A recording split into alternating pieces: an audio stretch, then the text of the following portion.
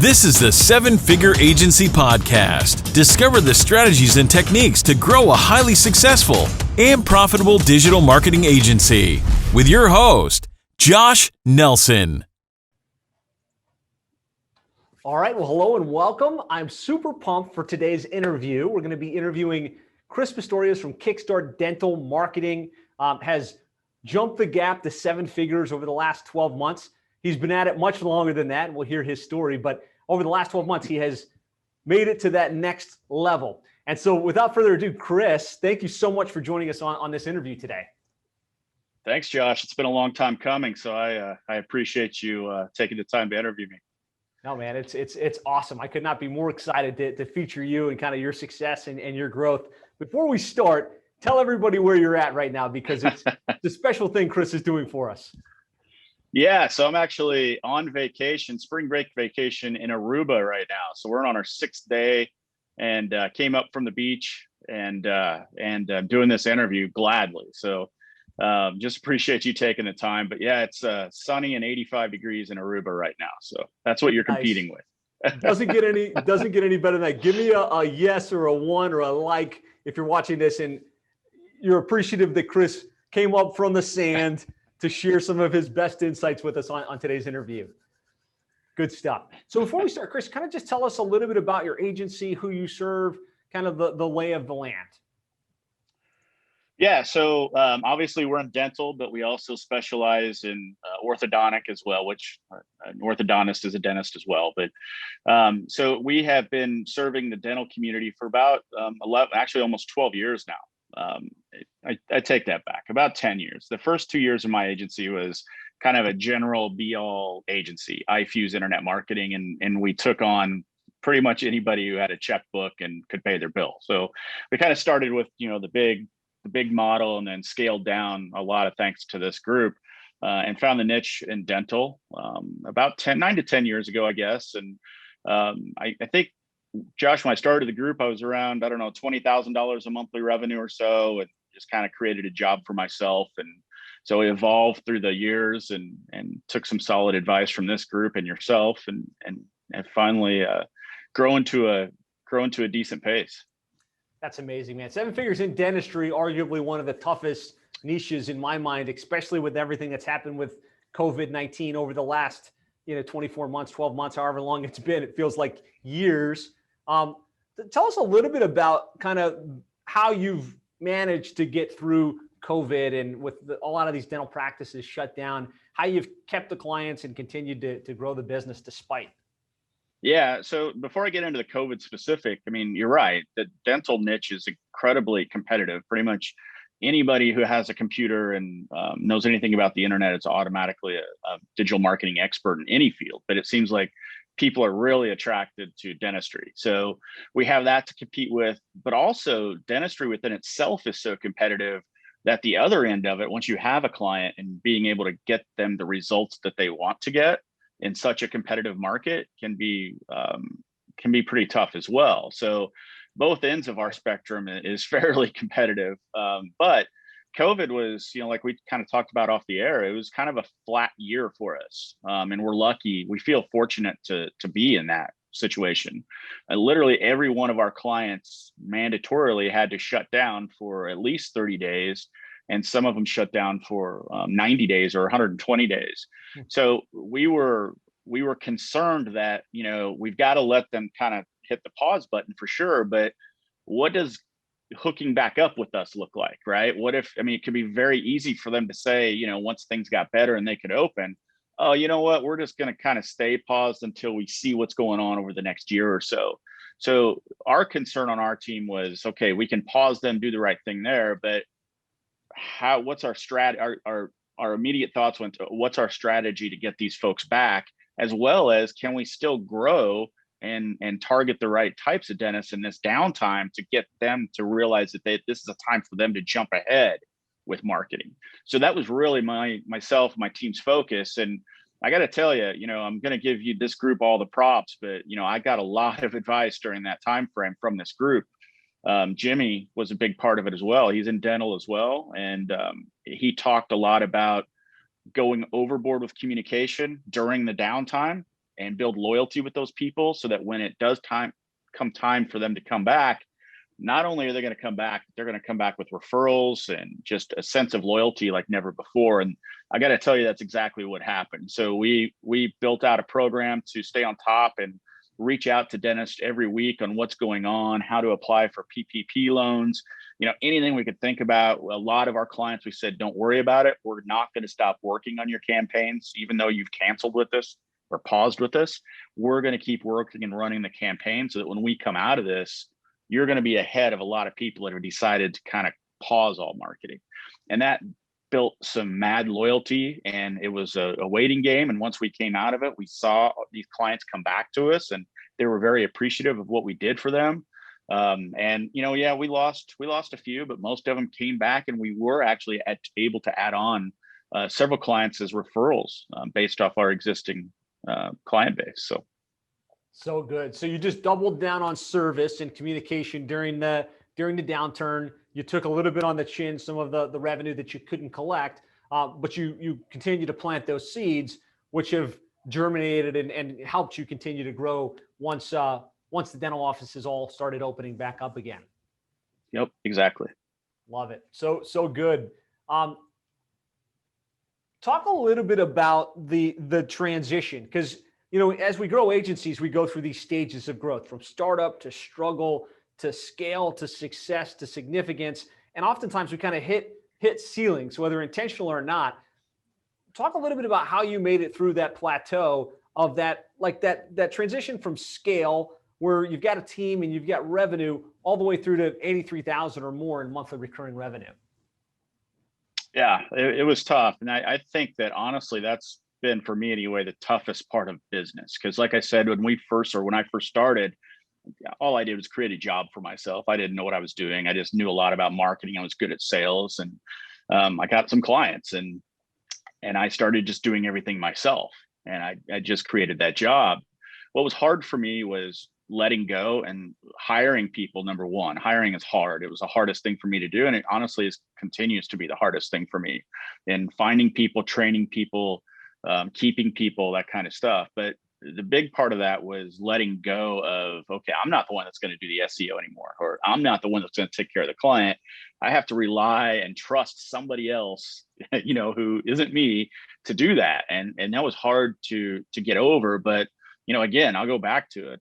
Having a group like this, and at that time I was involved with some other groups as well, but just having people in the industry that are soundboards and have gone through some of this, was a huge help, and it saved me a lot of money and a lot of time. So, I think it was just trial and error, learning from other people, and then just kind of doing a timeout meeting with myself and saying, hey, dude, in order to get to the next level, you've got to get some help, and you've got to be able to trust the people that you hire. So, yeah, good stuff. So excited to see kind of like where you're at today and kind of how you kind of bridged the gap.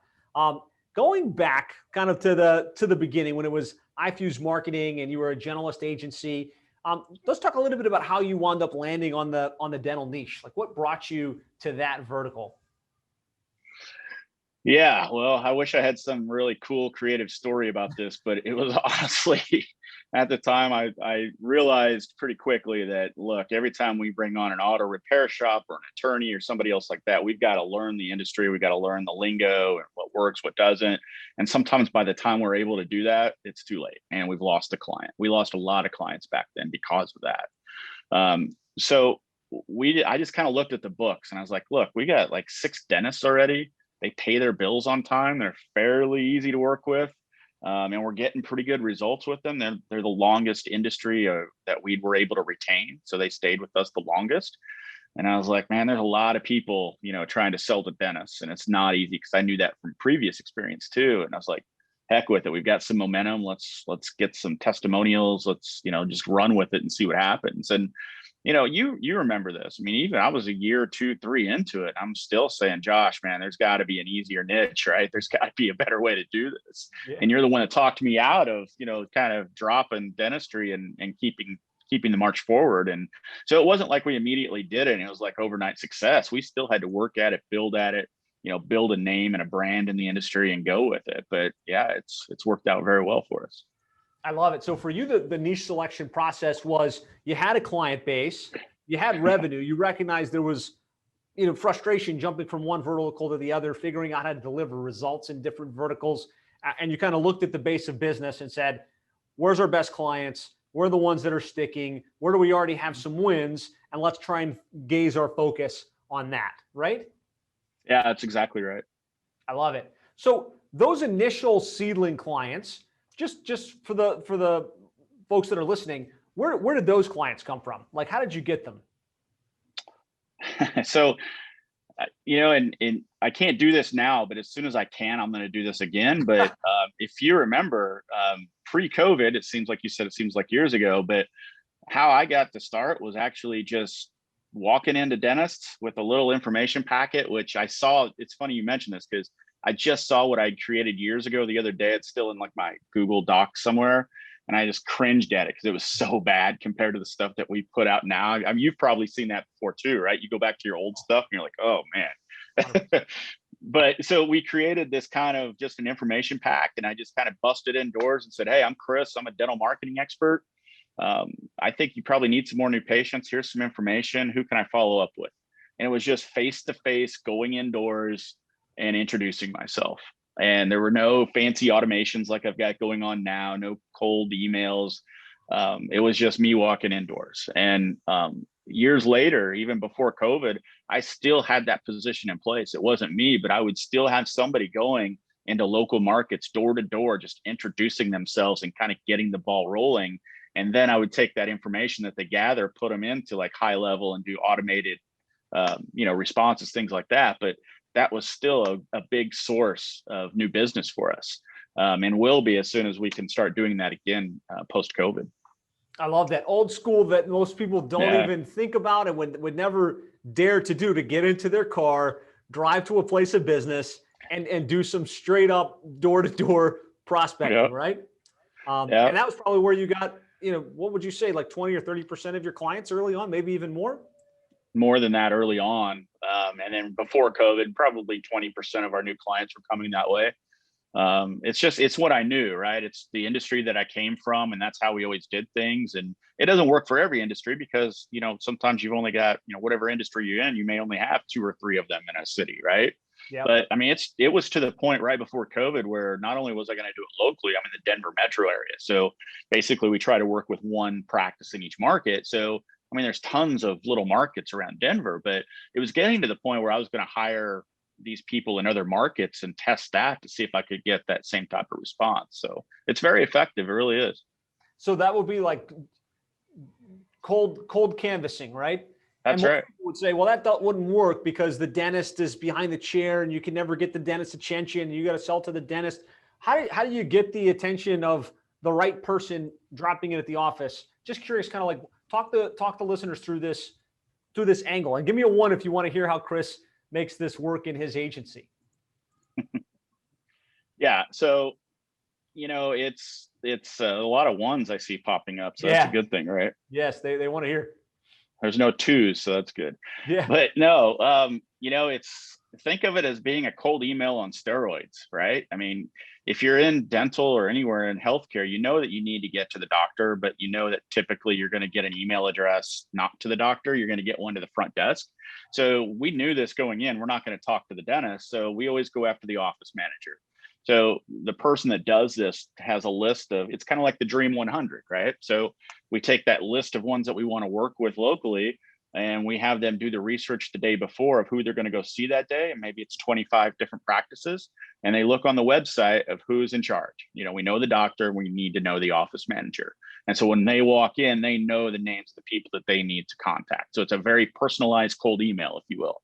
And we always have a little tchotchke. We give away candy or, something for the front desk. They love that.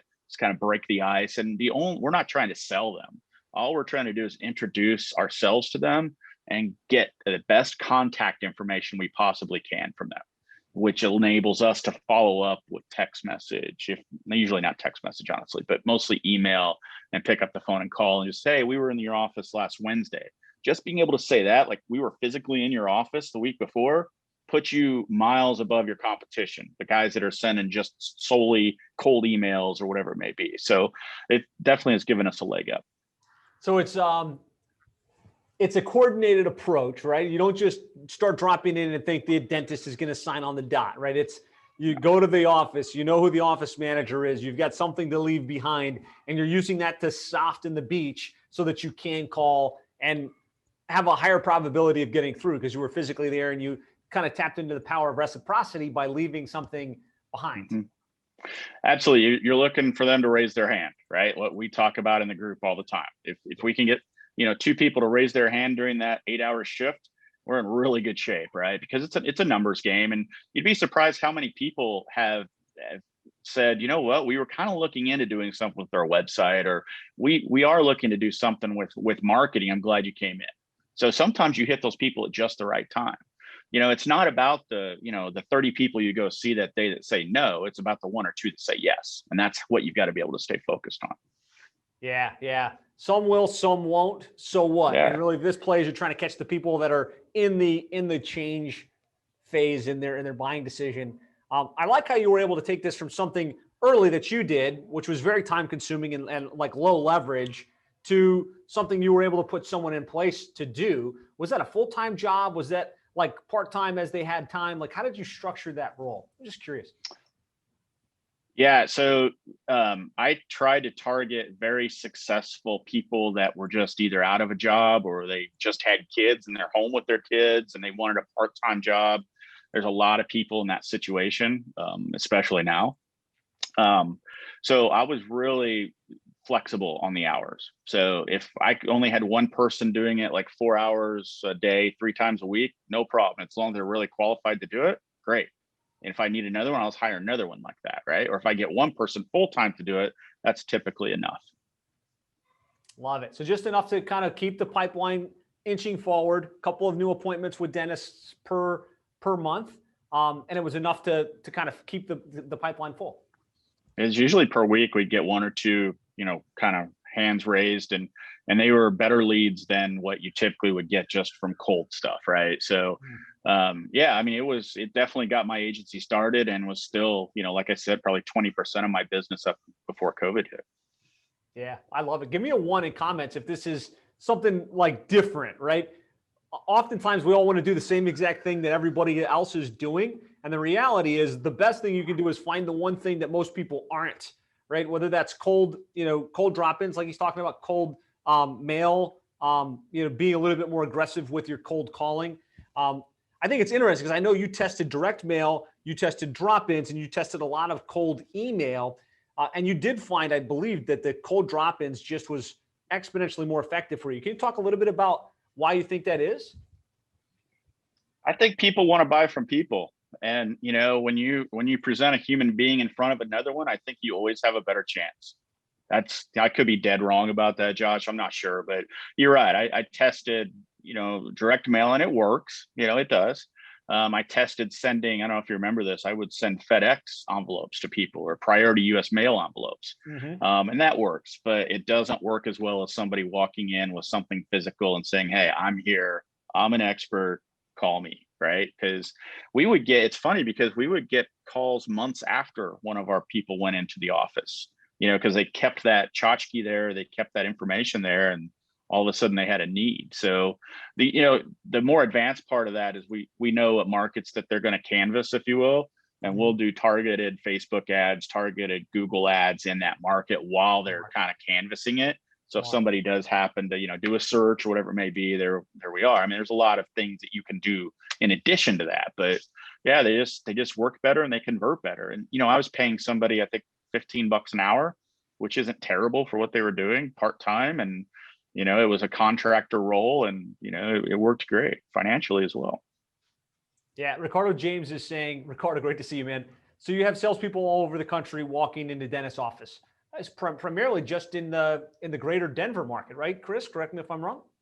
It was, but I can tell you the plan was to expand it. I was going to test this in other markets where I wasn't physically located. My strategy going into business is that there's plenty of dentists here in the Denver metro area to hit 7 figures if we only signed people in the Denver metro area. So I was like, we should have a little bit of a leg up locally because we're here, we're physically here, right? So that's the only reason we started there. But post COVID, I'm going to get back to this because people can't just walk in and out of dental practices now. So the strategy will be, start back up in Denver, and then let's do some markets around Denver and see if it works as well. We're not physically located. So good. So usually you can have 7-figure business. How many distinct markets are there in Denver? I'm just curious that obviously you've done the math on this, but that's amazing. Yeah, it's fun. I wish we wouldn't take it down, but we used to have a big map at the office with like pins in it of Denver Metro, and we could see exactly where our clients were and where we needed to target. That was the easiest way to do it. You can do it online too, of course, but there's a lot. I don't know. There's, Littleton, Parker, Centennial, just tons of them. So yeah, very, very cool stuff. I love the idea, and I think that it is a great scalable model. You can put independent canvassing reps all over the country in the big markets. And have that as a secondary play, in addition to all the positioning. Like, you're obviously very well positioned in the dental space, and talk a little bit about that. How you've positioned yourself as one of the go-to experts in the dental space. That's a good question, and I've resisted it for a long time. But doing stuff like this, we do tons now of video. We do interviews like this, but we try to interview dentists or anybody in the dental industry, and we do podcasting. And I recently hired a social media expert from Repstack, actually, a few months ago to help with social media. And, they also have some video training. So they chop up the interviews and make them into social media ads and just posts and things like that. I do a ton of, as much as I can, of blogging, which takes a lot of time, but that helps as well. And then we submit those out to our email campaigns.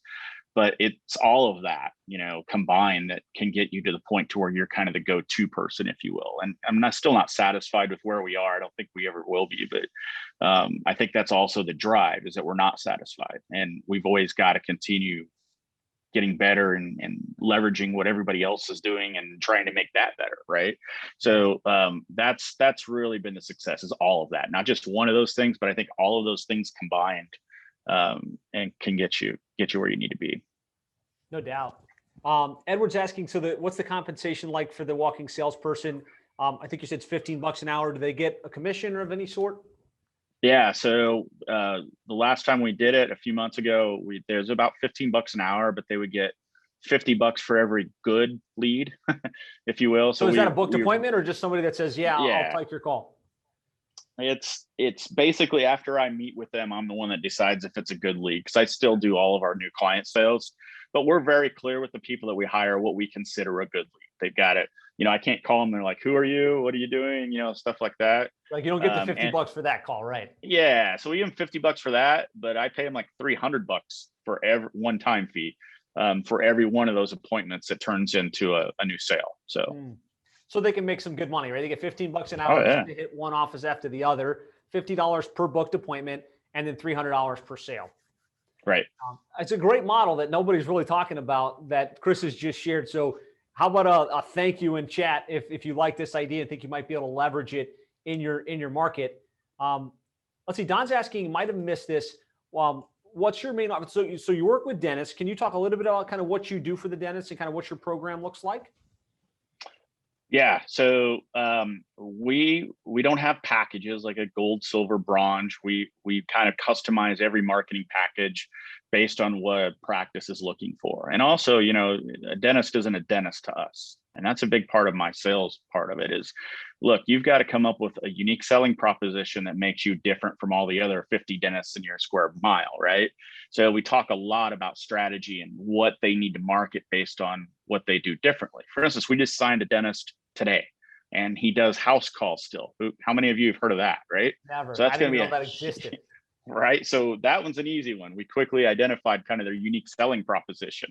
And they do a lot of special needs dentistry too, which is, an awesome way to promote what they do. So that's what I'm talking about. And we talk a lot about that with these potential clients, but a lot of it's strategy, but we do kind of the norm, right? SEO, high level type services of auto follow-up, paid ads on Facebook and Google, website stuff, reputation, things like that. So Can you give us an idea kind of what a typical monthly range is for a client? Yeah. So this is going to be another testimonial for you, actually. When I started the group, I went back and looked at this. We were at about $900 a month per client. And I thought I was pretty happy with that. As of today, we're at almost $2,000 a month per client. Nice. So our packages now start at around $2,000 a month and up. And it's helped me a ton, because what I found, is you probably already know, and a lot of you know, is the smaller clients, you don't make as much money and they're usually twice as much work, 100%. right? So, because sometimes you've got to kind of push them into spending money. So yeah, so that's our current average of what we're building. I love to hear that, man. Congratulations on getting that number up. And now, based on how good you do for your clients, you could probably might be time to go to the next rung up, right? It could be, yeah, absolutely. Excellent. So, okay, so we've got dentists. We're landing them through positioning. We're landing them through kind of foot in the door strategies. Let's talk a little bit about retention, because that's one of the hardest parts of this whole business, right? It's one thing to sell a lot of dentists. It's another thing to deliver the goods. It's a whole nother thing to retain them. Just talk to me about some of the things you've done to keep your arms around the clients and keep them on board long term. Yeah, I'm glad you brought this up. This is something else that I struggled with early on. Is I'm pretty good at getting clients, but I am not good at taking care of them. It's not my strong suit. And one of the best hires I ever made was my very first kind of client success manager, we call them. And that's somebody that does nothing but take care of the client. They're the first line of defense. And it was the best hire I ever made. Her name was Jennifer. It's been a few years now. And she's now our director of operations. And we have two other soon to be three client success managers. So she oversees the client success managers now, and she oversees some of the other workers that we have. But that was the biggest thing, is, just with retention, is you've got to take care of people. A couple of I could go on, this could be a whole session on its own, but a couple of big things that I did to help with this was, number one, doing weekly wins. So no matter what, every week you send an email to the client and you say, look, we got 2 new reviews, or we got 6 rankings jumped for this particular keyword, and it's never the same, right? You can't make it sound like robo talk, right? So just weekly wins helps a ton. Follow up in the first 30 days that you have a client, follow up at least once every 3 days. No matter what, just to let them know what you're doing, why you're doing it, how you're doing it, because that first 30 days is critical. There's a lot of buyer's remorse, especially when you charge more money. So you've got to make sure that you really stay on top of them, at least in the first 30 days, and be religious about getting people to show up for monthly meetings to go over results, and have some sort of automated list of people who aren't showing up that pops up, and you need to follow up with them to make sure everything's okay. So what you're probably hearing my theme is, communicate with these clients, because if you don't, somebody else is going to. And it's so easy these days for competitors to come in and talk a great game and talk is cheap and steal them away. The other thing that I will tell you, hold on, pause there. Some powerful insights there, guys. I hope you're taking notes on this. He shared some great insights.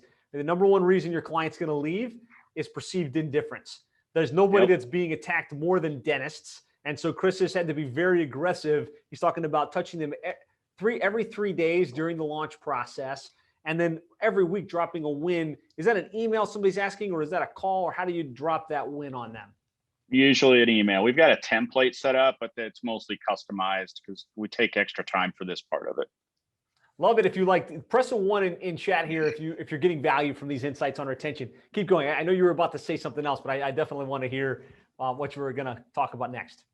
Yeah, it's brand new. Actually, well, we're into the first quarter of it. And I want to just, like, the big asterisk here is this will not scale, but for an agency my size, it's worked extremely well. At the end, Mark, knock on wood, wherever there's some wood here, at the end of this month will be the first quarter we've not lost any clients at all. Wow. Okay, so ever. And the reason for that, I think, is that I rolled out in January a bonus plan to basically everybody on the team that based on client retention. So it's basically set up in 3 tiers. If they retain between 100% and I think 96%, they get this percent bonus on top of their salary. And then B and C tiers. After doing some calculations, I realized that I could make a lot of more money, even paying the bonus, if we can retain those clients, right? So that has seemed to gone over really well. If we continue to grow and I continue to bring on employees, I'm going to have to adjust it. But based on, 3 client success managers, a director of operations, website person, social media person, I don't know, 6 or 7 of us, I guess, it works very well. But once we scale to a lot more employees, it'll have to be changed. But do something to bonus employees on performance and on retention. It seems to help. I love that idea of kind of bonusing down the ranks. Usually when we think about bonuses, we think about the sales guy getting a bonus.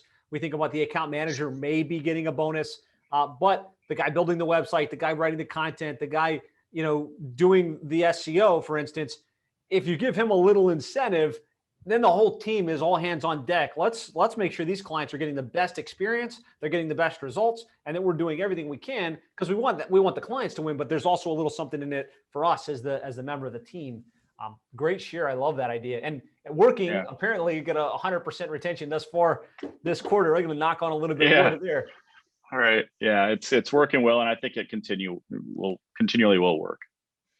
So good. Great retention tips there. So let's talk a little bit about scale. We got a 7-figure agency now, and obviously what got you to 6 figures is different than what gets you to multiple 6 figures, which is different than gets you to 7. You talked about some of the key hires along the way. What would you say was the first position that you removed yourself from, and how did you fill that role? It was the kind of account manager or client success manager for sure. And it was the most critical. And for me, it was the most important to do that first, because I think as a business owner, you've got to look at what you're not good at, and fill that the quickest, right? As long as it makes sense. But for me, it was somebody needs to come in and nurture and take care of these clients. Cause I'm kind of the person where somebody complains about our service or whatever. I almost sometimes will get, cause it's my baby. Sometimes I'll get a little defensive. Right. You don't want to do that, right? That's like the opposite of what you want to do. So that's why I hired that. My second hire, was a director of operations. Okay. And that's the person that's taking care and running kind of the day-to-day stuff. Very rarely now am I involved in anything day-to-day. The only thing that I do and can concentrate on most of the time is new business, bringing in new business, doing interviews like this, partnering up with, whoever I can to try to forge relationships with. So Jennifer, our director of operations, basically is like running the company day to day, almost like a COO, I guess. Mm-hmm. And that was critical. I love it. Yeah, and that's usually the path, right? The first thing you want to probably get yourself out of is either operations or client services. Yep. And then as you grow, it's like, what else can I remove myself from? As you've grown, what metric do you look for in terms of number of account managers per number of clients? Do you have a metric that you're kind of shooting for in that world? Yeah, I think if you scroll through our 7-figure agency, you'll see me ask that question at least 10 times over the years. But so we hit about 50 clients a few months ago, and it was a lot for one person. Now the way we're set up, our client success managers, the only thing that they do is take care of clients. They don't help build out campaigns. They don't set up reputation. They don't do anything other than your 100% focus is making sure that client stays with us and is happy. So it's a very stripped down version. So I feel like we can take on a little more, but also we don't rely a ton on automation when it comes to taking care of clients. So a lot of what we do is, handmade and hand done and customized for each client. So once we hit 50, we hired another one. Now that we're approaching 60, we're going to consider like a third junior level for a few months. And then hopefully by the time they've kind of matured into a full CSM level, we'll have hit enough clients to have, 3 of those functions. So I would say 25 to 30 for the way that we do things per client success manager. So somewhere in that range. And it sounds like you're smart to be hiring before they're over capacity, so they don't start dropping balls on clients, but they can do their job, help out in other areas, and kind of you have a bench that starts to develop. Yeah, and we try to hire these people with as very little experience. It's not about experience with us in this function. It's about personality and, how they just relate to people, how they communicate. We can teach them, the ins and outs of the job, or Jennifer can, I can't, but, but, as long as they have the right personality, you can pick up people pretty, I don't want to say cheap, but, you're not hiring an experienced person, and you can really groom them into what you want and give them opportunities to become more successful within the company.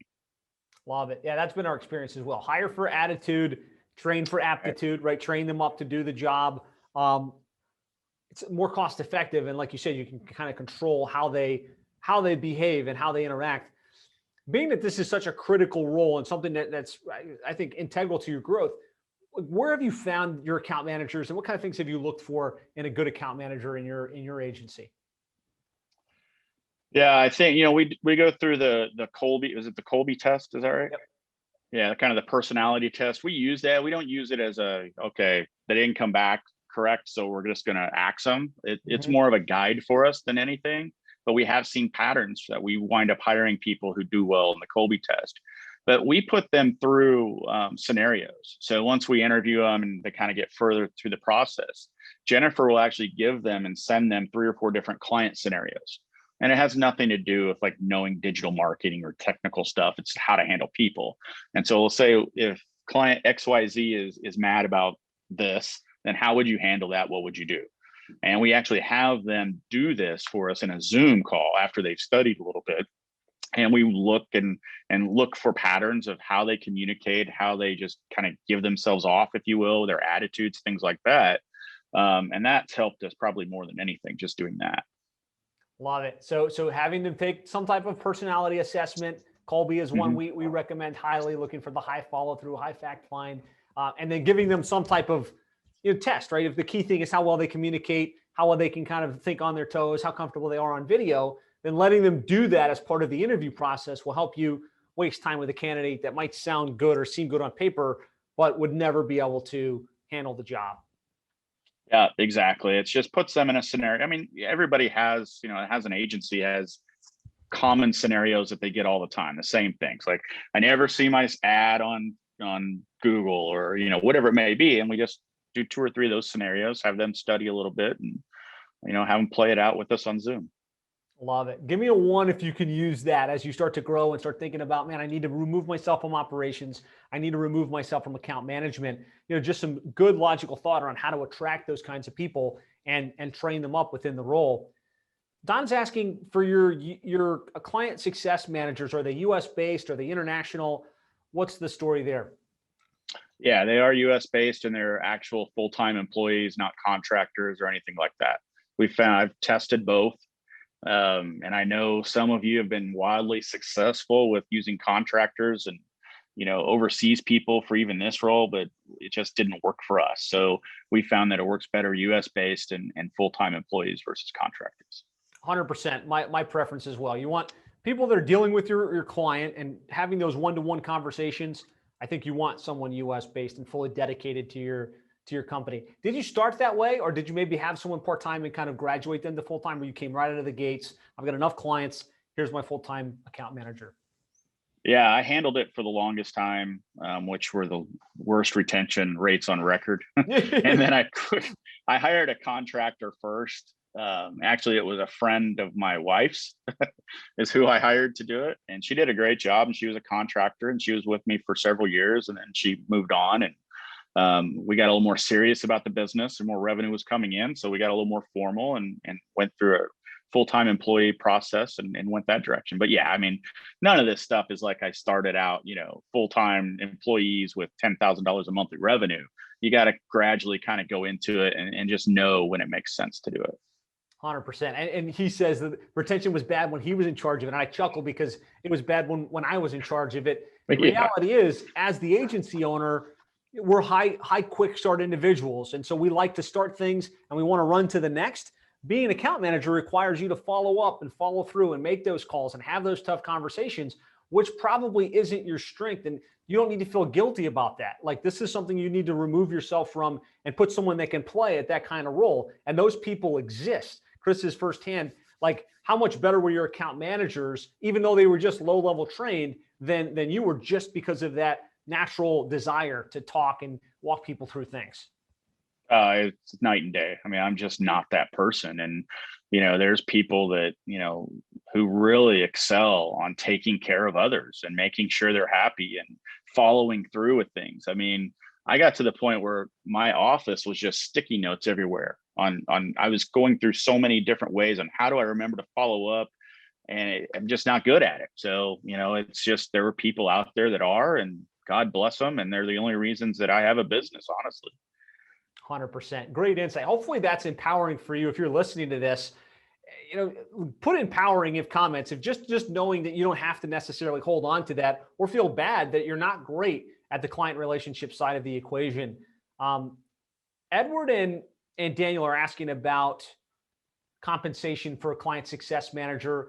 Can you give a range, kind of what you started at for those types of roles? Yeah. So we start with those roles. Again, we try to hire junior level and then, kind of handhold them to the senior level. But for a junior level, 35 to 40,000 a year.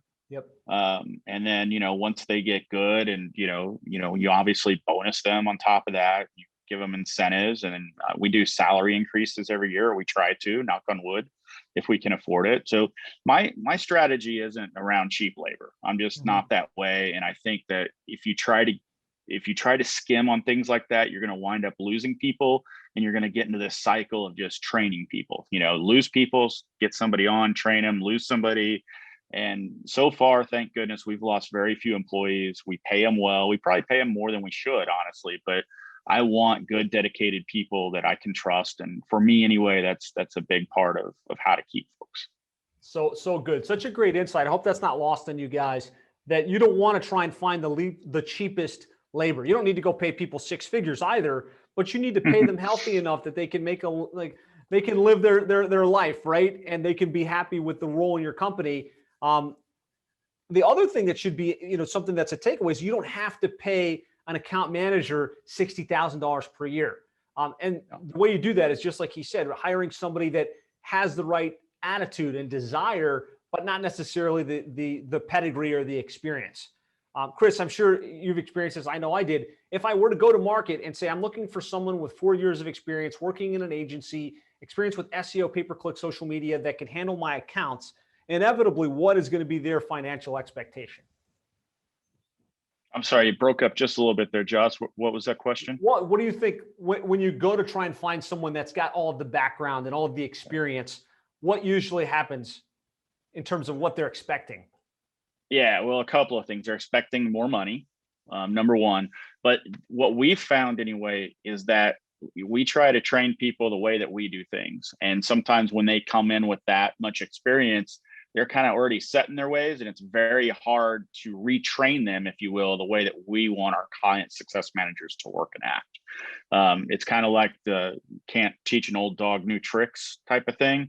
It's a little bit that way. So, and we brought on people like that before, where they weren't coachable, and it was a tough situation, and it caused some friction, and we don't want any of that. So what I found is they want more money right off the bat, but it's very hard to train them and get them to kind of work the way that we want to work. Yeah, just so true, right? They want more money. They're harder to retain. And just it isn't always what it seems like it is. So you can get quality talent. We've had the same, or about that $35,000 to $42,000 per year range. If you break that down into a monthly full-time person on your team, it's not that expensive for the improved retention that you're able to get from your business. Right. Great stuff. Wesley says 100% account manager is critical for retention. It takes so much off the plate of the agency owner. Yeah, no doubt. So Edward wants to know, in addition to the cold drop-in stuff, are there any other tactics that are working well for you for landing clients in the dental space? Yeah, so we're starting to see some of the fruit of our labor of our podcasting and doing interviews like this and promoting those out to we've got an email list now which should be a lot bigger, but a few thousand dental practices, orthodontists, things like that. Mm-hmm. It should be if I'd have paid attention to what you were saying in the very beginning, I would have a much bigger list. But we're starting to see some of that actually help. So doing these podcasts and interviews, sending those out is building, kind of top of mind type brand awareness of, oh, who are those people that send me a weekly email and they seem to really know what they're doing, and that type of stuff. But we do everything. So there's some lists that I'm on. Like if you do, if you search for something like dental marketing company or top dental marketing companies, you'll find us on almost every list, top 10 list that there is. Nice. I started very early getting involved with those people, building relationships, and have slowly built, some top placements on those. We get a ton of business from that. I shouldn't say a ton, but we get a lot of our business from that. Also, our SEO efforts. I know that there's a lot of members in the group that say they don't get a lot off of SEO, and I think it kind of depends on the industry, but we get a lot of people finding us organically when they type in things like dental marketing companies, things like that. We do a lot of, we've gotten a lot of good reviews from our clients, not as many as I want over the years, but we've got enough that are really good, compelling videos. Again, there's no silver one, if you shouldn't do one thing to get new clients. Go out and do everything you possibly can, test it for your industry, see what works, and just make sure you track it, because what gets tracked gets done or gets measured, in my book. So, it's not one thing, it's just a little bit of everything for us. So good. So a mixed strategy, some direct outreach through drop-ins, some great positioning, nurturing the database with content, interviews, case studies, and it kind of keeps the pipeline full with new potential clients that enter the fold and become clients. Yeah, and I'm sorry to interrupt you, Josh, but one other thing that we did, I think at the last live intensive, was we talked a lot about the case studies and how to make videos out of those. If you go to our website on kickstartdental.com and kind of scroll down to the middle page or so, you'll see where we did some of those. We used Video Ask to actually record that process. And we've got 3 or 4, I think, actual clients that did that for us. It's kind of hard to get them to talk them into it at some points, but that just, that's a huge one for us, because people can see a dentist, that's going through the same things they probably are. And, talking about that and how good and how much we help them. I mean, that's just like pure gold in marketing. So that's a biggie. 100%. Cementing yourself as the expert, not just by sharing case studies, but having your clients on video saying how much you've helped them and what a great job you've done. Powerful positioning there. Yeah. Great stuff. Well, Chris is, again, he's in Aruba right now. He came up from the beach to do this. If you have any questions for Chris before we wrap up, put them in chat. One question I have is, one of the biggest obstacles you have to face in growing your agency to remove yourself from the day-to-day, which you have done very successfully, is getting that operations manager in place and empowering them to make the decisions and to kind of make sure that the work is getting done. Can you talk a little bit about your journey and kind of getting that person in place and getting them to the place where they're capable to do that on your behalf? Yes. So I think the reason that that's been successful for me is because that person started out as a client success manager, and over the years grew into that position. So by the time she got to be a director of operations, she really already knew our business inside and out, right? So I think that helped a ton. I think it just, again, it's just so much about not the technical aspect of the job at any level of this company, and other than, like technical website building, things like that, but it's so much about personality and culture, just finding the right person. It's about knowing what type of person it's going to take to fill that position, and then finding them, right? So you can teach them your business, you can teach them just about anything you want to, but you can't teach attitude, you can't teach caring, you can't teach compassion, none of that stuff. And if you can find that type of person, you'll be able to teach them the rest. Love it. So if nothing else, it's empowering to know that it is possible to nurture people to that place, and you can find someone that's better at managing the day-to-day than you are, right? Suffice it to say, Chris? Right. Awesome. Somebody here is asking, Laney, I think, I apologize if I'm saying this wrong, the name of the social media service you were talking about earlier. I think you're talking about your RepStack VA. Yeah. Can you just talk about a little bit about in the seven-figure agency, we've been talking a lot about getting a VA, getting them trained up, getting them onboarded to give you an extra pair of hands for your own marketing and positioning work. Can you talk a little bit about what you have your VA doing there? Yeah, we've actually got 2 folks from RepStack. In fact, I think we were one of the first ones to bring people on. I know we really talked to them at the last live intensive is where that relationship started a few months ago. So I quickly identified that, okay, cool. So I'm always looking for, so let me back up just a little bit. Our agency is mostly US based employees, but we do have spots where we believe that overseas folks can have a huge impact, and they have. So what I've always had a problem with is finding overseas people to trust. And, we've gone through over the years, a lot of overseas people that will hire some, they never show up for work, or we hire some and they go through training and then they don't show up for work, or we hire people, they show up for work for 3 months and then they don't show up. Just a hodgepodge of failures there. But once I found that there was somebody in our group in 7-figure agency that understands our program, and they're starting this company that's going to actually hire and train people to work like we do, that's obviously a big positive for us. So I was like, yeah, I raised my hand and I said, let's go for it. So we hired one person to do, so we have somebody on our team that does nothing but listen to phone calls. Okay. And they listen to all of these client lead phone calls that come in. And then they use our software to disposition those calls. Were they good leads? Were they not? What were the names of the good leads? And they type them in there, just kind of show that funnel in high level, for instance. Yep. So we hired one person to do that. She's been awesome. And that's a big need for us. We hired another one as my marketing assistant, who does nothing but do social media posts for us, promotes those posts. She does video editing. So like interviews like this that we do and podcasts, she'll chop those up into social media posts, boost them. She's in charge of our whole social media strategy. She also does sales proposals for me. So she will actually, I'll say, hey, we've got somebody that raised their hand. We need a proposal done by Thursday. I trained her how to do that. She puts it together and then I review it and kind of make last minute edits to it.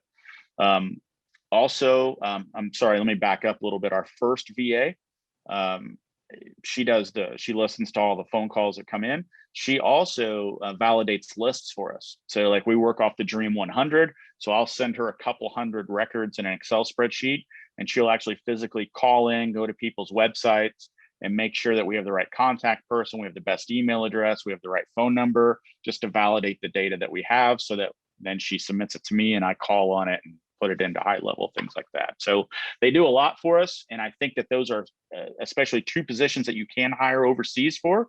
And it's so far worked very well for us. So good. Thank you for sharing. Put a yes in comments if you've gotten a lot of takeaways from Chris's interview here. Lots of great insights, lots of great feedback. Thank you so much for sharing. Congratulations on your success on making it to the 7-figure significance level. I have an award headed your way, which I'm excited to get into your hands. So stay tuned for that. Any awesome. last words of wisdom you'd have for the agencies that are just pressing forward, trying to figure out how to get to the next level? Yeah. So, I think it's just don't give up, right? I think it's stay strong, use the philosophies of this course, because, I've been a member for 4 years, I think 3 or 4 years now. And I'm the real deal. I mean, feel free to email me, call me, whatever you want to do. But, I've grown from when I first started here from 20,000 to now it's about 85,000 of monthly revenue. It didn't happen overnight, but a lot of that success has to do with this program and not just Josh. I mean, Josh, you're awesome, of course, but it's the people involved in it. Because I mean, for a long time, there's been, there's other dental folks in this group, and we bounce ideas off of each other, and that helps. So use this group, use the people in this group. Don't give up, and just pay attention. There's a lot of, it's not about sitting back and waiting for something to happen. It's about you creating opportunity and being aggressive in the marketplace. And, it's, I think, a combination of those things, and you'll be successful. I love that. Great insights, great feedback. Go and enjoy Aruba. Thank you so much for taking the time. If you have questions, follow-up questions for Chris, he's in the members group. Feel free to tag him in. When he's not in Aruba, he's extremely helpful. When he's on Facebook, because he's not the most active, right? You would say you're probably not the most active on Facebook. Yeah, probably not, but it's just reach out to me. Just send me a direct message, and I'll definitely hook up with you, and we'll figure out any questions that you might have. Awesome, man. You rock. Thanks again for taking the time. We'll talk to you again soon. Be sure to Okay. tag Chris and thank him for sharing and congratulate him on his success. All right, guys, we'll talk to you later.